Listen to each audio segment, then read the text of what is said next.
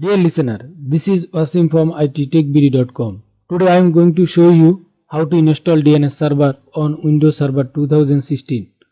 So go to your server manager dashboard. Here you see here DNS not yet install it. Also when install DNS server, then come here DNS. So now I am going to show you how to install DNS server. Go to manage, here add roles and feature, click, then come add role and feature wizard, here then click next, then again click next, server role, here you see DNS server.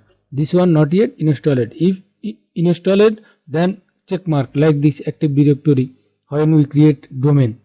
So you check mark DNS server here, then add feature, click, then again click next, then click next, then click next. You need maybe restart when complete this one. Okay, no problem. Here showing you summary. If you think everything is okay, you click install. If you thinking this need change, then you click previous, then go to you change and again next click, then click install. So my everything is okay DNS server.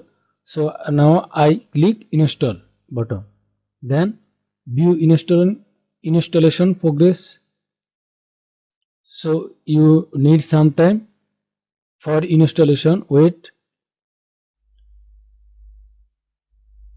Now installation already started.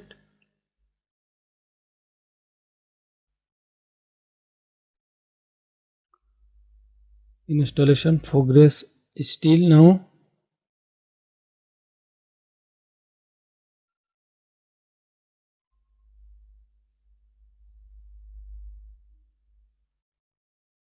Now still processing our DNS server installation.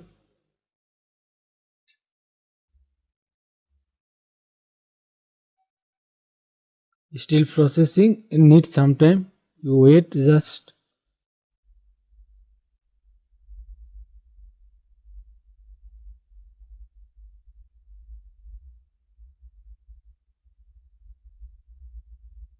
Now your DNS server installation succeeded. So you need, now you see DNS server come here. That means your DNS server successfully installed.